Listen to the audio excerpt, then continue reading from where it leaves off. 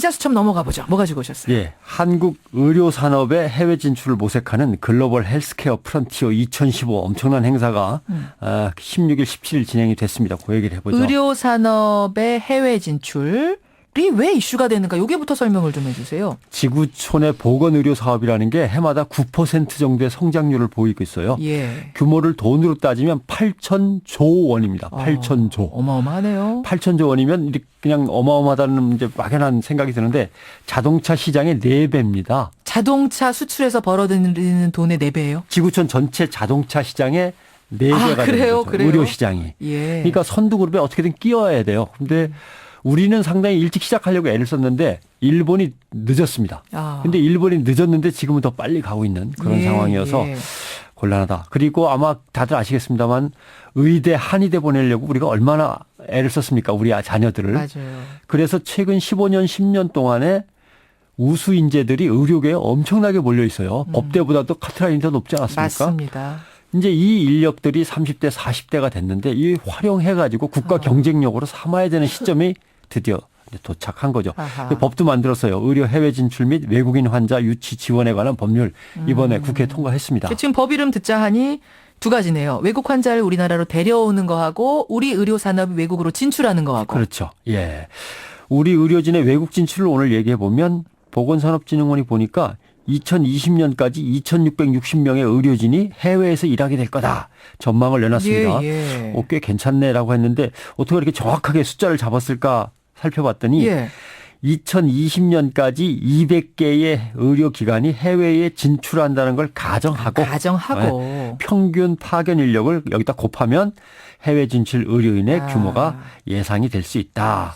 잘 돼 간다면 그렇게 기대대로 발전해 갈까? 잘 돼 갈까? 요게 문제인데 사실은 그동안 뭐 수백조, 수십조 투자 유치한다. 그럼 효과 이렇게 나올 것이다라고 선전하지만 나중에 보면 안 됐던 경우가 너무 많잖아요. 그래, 그래서 한번 다시 보니까 2014년 12월, 작년 12월을 기준으로 우리나라가 진출한 해외 의료기관 등이 125곳 정도는 되더군요.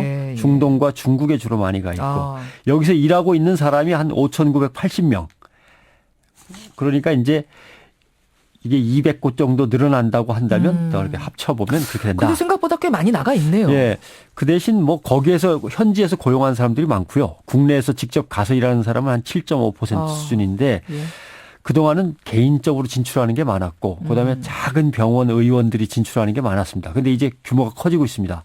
특히 우리나라가 중점을 두고 있는 산업이 외국의 커다란 병원 하나를 맡아서 책임지고 경영하겠다 우리가. 의사도 우리가 하고 기술도 우리가 다 대고 이렇게. 위탁 경영 같은 거예요? 맞습니다.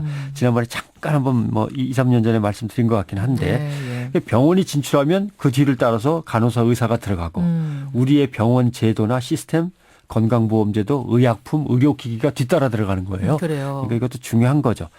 지금 대학병원들이 애를 많이 쓴다고 하고 중동과들도 그래 미국이나 유럽한테 뭐 암센터를 맡기거나 뭐 이런 걸 맡기는 것보다는 아예 병원을 통째로 한국식으로 한번 위탁해봐라. 운영해봐라.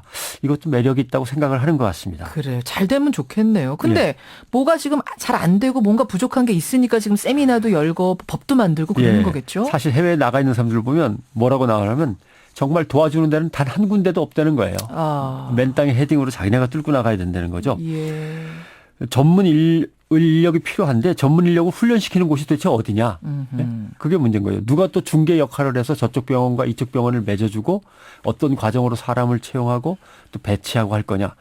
어떤 직종이 또 해외로 진출할 수 있다. 이런 정보도 또 있어야 되는데. 그렇죠. 진출하려면 또 이런 조건을 미리미리 갖춰놔라. 이것도 알려줘야 되는데. 그렇죠. 그러면 이 정도 대우를 해주겠다. 뭐 이렇게 일목요연하게 안내주는 시스템이 전혀 없는 거죠. 지금은 각자 도생이네요. 각자 뚫고 진출해라. 우선 가서 일할 사람은 영어하고 현지어를 배워야 됩니다. 당연한 거죠.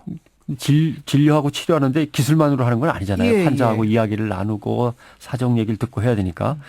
그러니까 영어라든가 뭐 또 영어도요. 이 산부인과 영어하고 신경외과 영어하고 뭐 또는 성형외과 영어하고는 또 많이 다를 수도 있어서 다 과목별로 영어도 좀 가르쳐주고 이래야 되는데 또 하나 문제가 국내 면허는 외국에서 가져간 걸 통하는 게 아닙니다. 그 나라 면허를 다시 따야 돼요. 그래요. 현지 면허.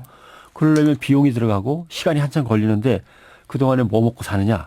그러니까 뭔가 간단하게 국내 면허 가지고 바로 처리할 수 있는 이런 제도도 만들어야 되고 예. 당장 이 분야에 있어서 그러실 때는 이렇게 하신 다음에 이렇게 하면 됩니다라고 가르쳐주는 컨설팅이나 마케팅 전문가가 전혀 양성돼 있지 않다는 거죠. 그러니까 맨땅에 헤딩이라고 하고 물어볼 데가 한 군데도 없다라고 하는 겁니다. 그래. 또 이런 것도 있네요. 해외에서 벌어들이는 소득은 누진세율이 높아요. 세금이 많이 띱니다. 그러면은 세금은. 나가서 많이 버는 것 같지만 세금 떼고 이러고 저러고 나면 국내에서 버는 그렇죠. 것만 못할 수도 예. 있군요. 상당히 많이 번다고 생각했는데 세금 떼고 나면 이거 뭐 집에서 버는 거랑 똑같다든가. 그럼 누가 나가서 고생하겠어요? 먹고 사는 거 고생한 거 치면 집에서 버는 것만 못하다든가 이렇게 되면은 곤란한 거죠.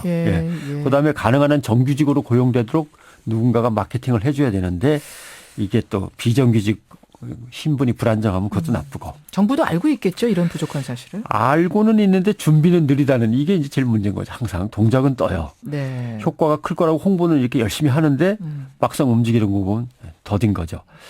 아무튼 경험 있는 사람들을 빨리 수소문해서 얼른 경험을 듣고 잘 엮어서 이걸 네트워크를 만들어 가지고 정부 부처끼리 협의를 하고 정부와 병원들이 협의를 하고 현지에 나가 있는 사람들하고 연결해서 협의를 하고 바쁩니다. 지금 해야 될 일이. 우리가 뭐 K-팝 한류, 그러니까 노래도 한류, 드라마도 한류 이런 얘기들 하는데 분명히 의료 시장이 이게 전망이 있습니다. 어마어마한 시장이고요. 자동차 한 대 파는 것보다도 어떻게 보면 훨씬 더 훌륭한 시장인데 그럼요. 우리가 과연 무엇을 하고 있는지 그 현주소 자세하게. 한번 취업하면 몇십 년 하는 거니까요. 그렇죠. 아주 정확하게 들여다봐야겠습니다. 변상욱 대기자 수고하셨습니다. 고맙습니다.